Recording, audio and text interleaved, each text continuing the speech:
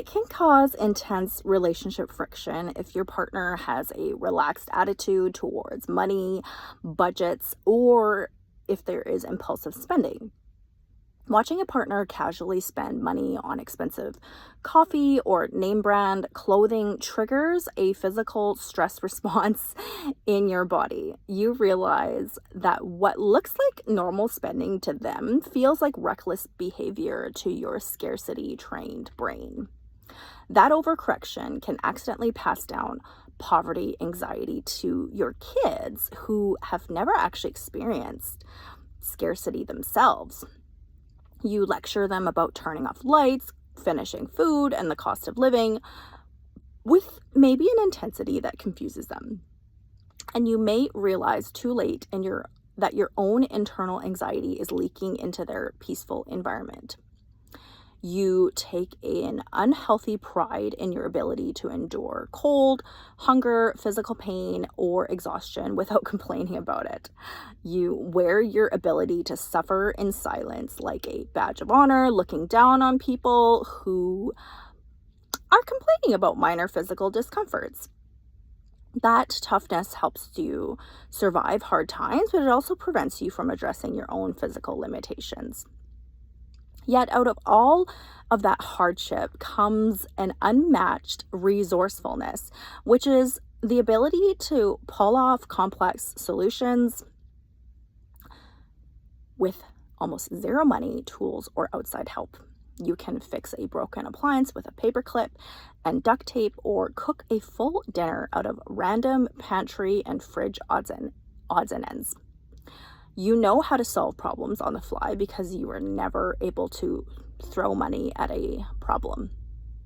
You develop elite crisis composure. So while others panic during unexpected setbacks, you are staying completely calm because chaos is your language. You carry a deep respect and empathy for service workers. You make eye contact, say thank you, and tip generously because you see your past self or your parents in their shoes. You know how exhausting physical labor is, and so you treat service workers with the dignity that they deserve. You maintain extremely low baseline requirements for happiness, finding real joy in simple, cheap pleasures that others overlook.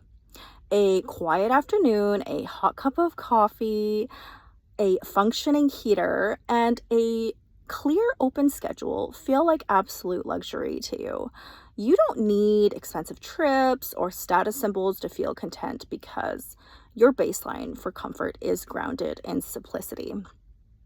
You know in your bones that if you lost everything tomorrow, you already possess the survival skills to rebuild from scratch. You don't fear hitting rock bottom as much as others do because you've already been there and know the layout of the terrain. That knowledge gives you a quiet, unbreakable confidence in your ability to survive whatever comes. You possess master level logistics skills, knowing how to budget, meal plan, prioritize, and squeeze efficiency out of every resource. You can organize a household or manage a project budget with extreme precision because you learned on limited margins. What feels like complex resource management to others is just second nature to you. You feel a genuine, grounded gratitude for basic security like a warm house, a full fridge, a working car, and a predictable routine. You walk into your own home, turn on the faucet, and feel a quiet sense of appreciation for clean, running water. You never take basic modern comforts for granted because you know what it feels like to live without them. You have an unshakable resilience that reminds you hard times do not break you. You look back at the obstacles you cleared as a kid and realize how tough you actually are. That personal history acts as proof that you can handle current stress without falling apart.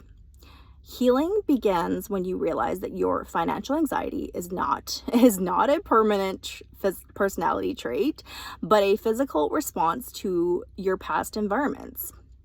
Your brain is just trying to protect you using outdated, maybe, survival rules that no longer apply to your current life.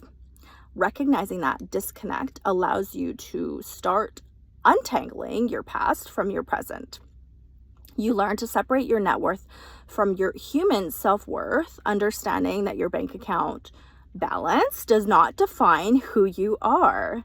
You practice spending money on small, non-essential items purely for joy, learning to enjoy them without punishing yourself mentally afterwards.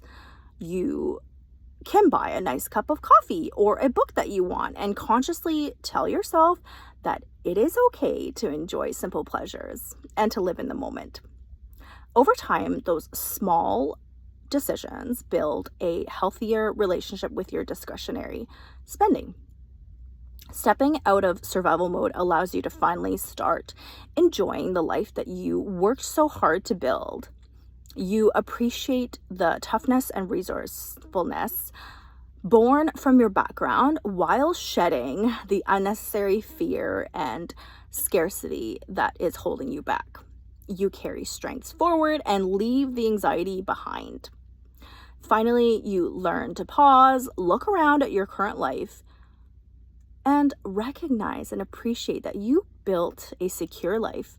You broke the cycle and earned the right to live in peace and contentment.